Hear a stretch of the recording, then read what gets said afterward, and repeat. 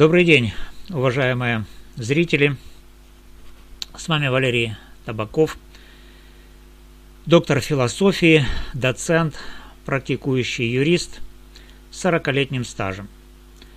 Сегодня 10 января 2026 года мы разберем ситуацию вокруг дела Вячеслава Зинченко, обвиняемого в убийстве Ирины Фарион, но фокус не только на судебном процессе. Я подробно проанализирую конфликт с так называемой группой поддержки Зинченко, в частности, эмоциональный эфир Татьяны Мусихиной в ТикТок от 9 января 2026 года, где она разразилась оскорблениями в мой адрес. Мы поговорим о фактах, нарушениях и почему такие группы иногда вредят больше, чем помогают. Я не буду отвечать оскорблениями на оскорбления, это не мой стиль. Вместо этого мы разберем все по полочкам, от эфира Мусихиной до комментариев в соцсетях и свежих новостей по делу. Давайте начнем.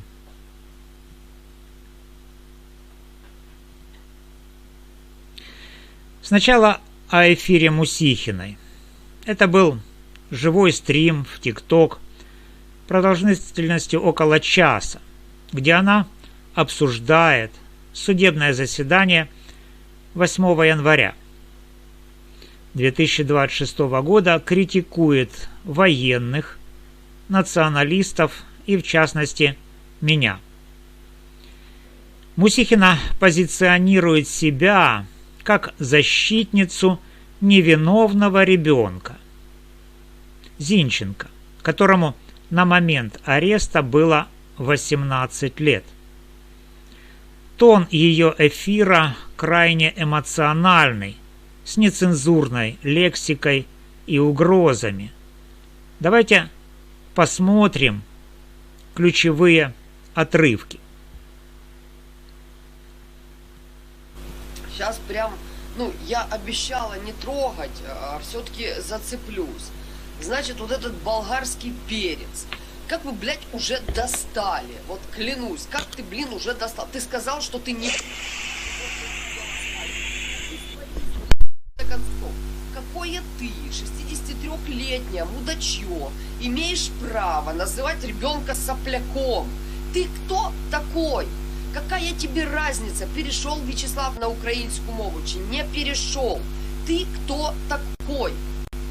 Ты ребенка так называешь? Ты какой, блядь, имеешь право его так называть? Я бы удавила тебя собственными руками, если бы ты был рядом. По поводу... Здесь Мусихина называла меня болгарским перцем и 63-летним мудачьем, обвиняя в предательстве и распространении лжи. Она утверждает, что я не имею права комментировать дело, потому что живу в Болгарии и не воюю. Напомню, я украинский юрист, но сейчас в Болгарии по различного рода обстоятельства.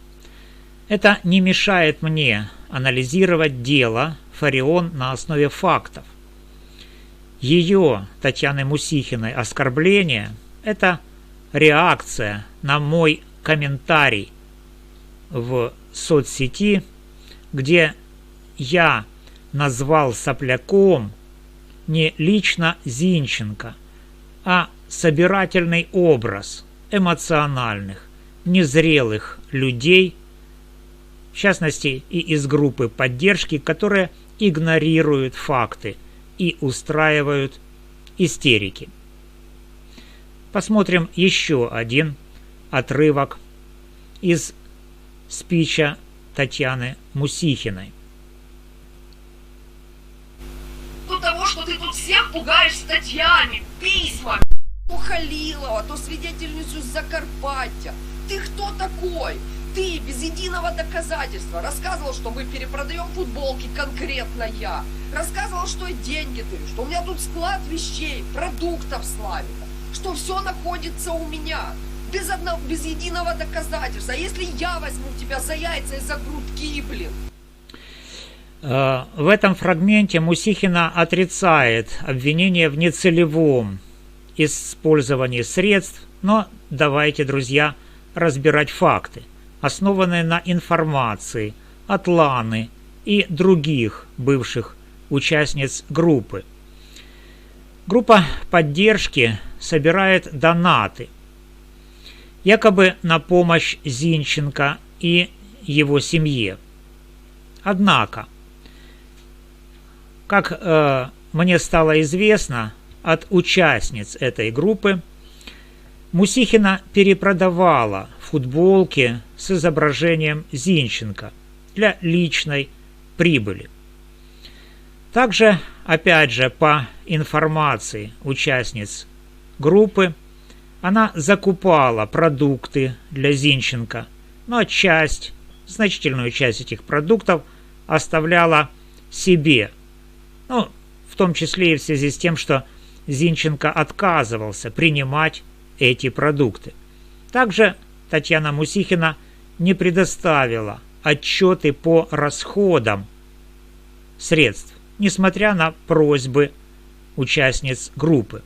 И самое серьезное, Мусихина распорядилась 10 тысячами долларов пожертвований, заключив от своего имени договор с адвокатом, который даже не вступил в дело.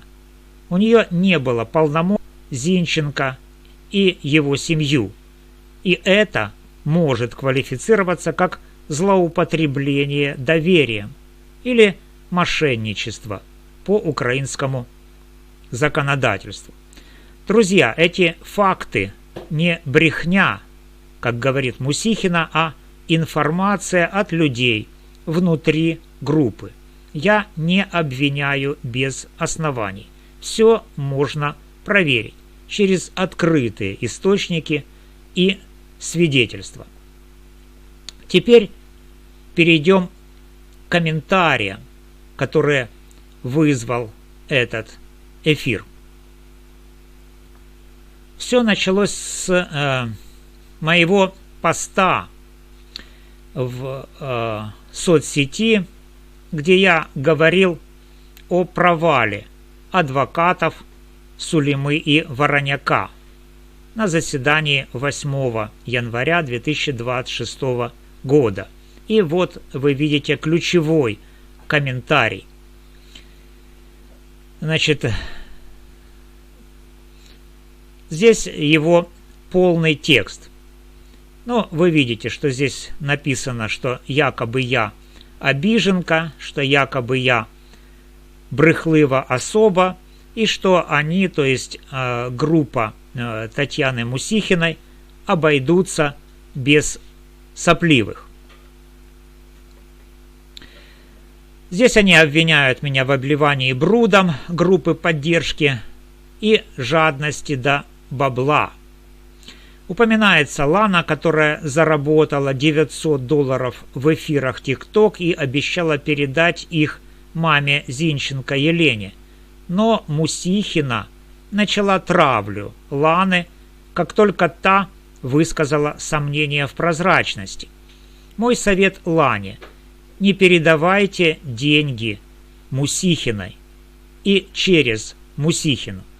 Если хотите что-то передать, что тоже я вам не советую, в адрес Елены Зинченко, найдите прямой канал к семье, чтобы избежать посредников. Другие комментарии уже после этого и после того, как я прокомментировал вот этот комментарий.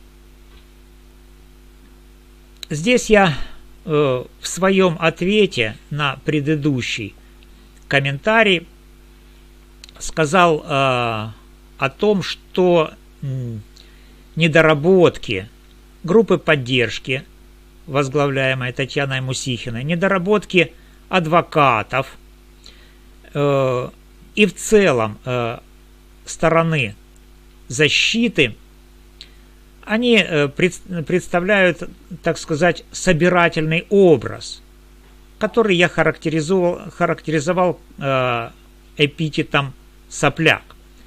Собирательный термин для тех, кто ведет себя незрело, истерит, игнорирует факты.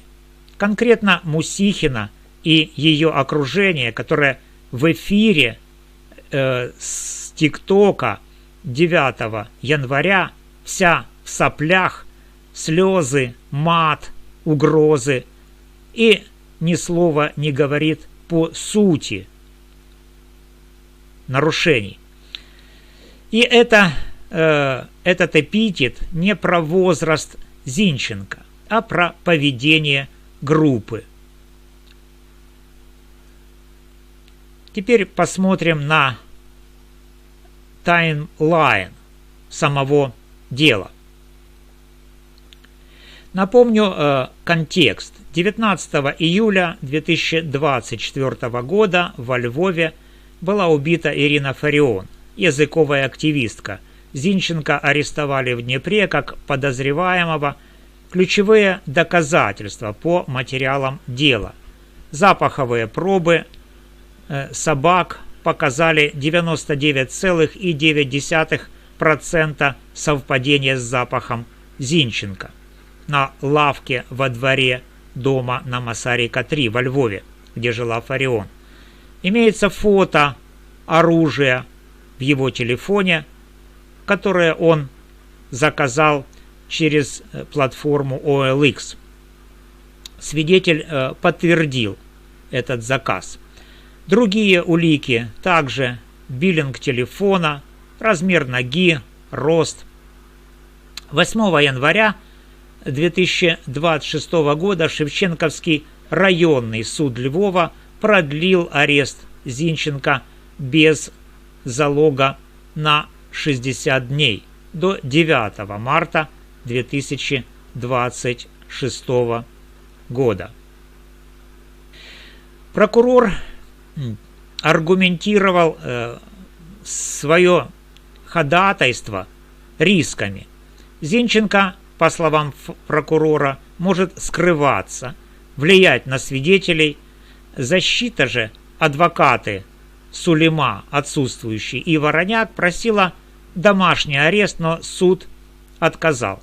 Следующее заседание 14 января, возможно 15 января и 22 января.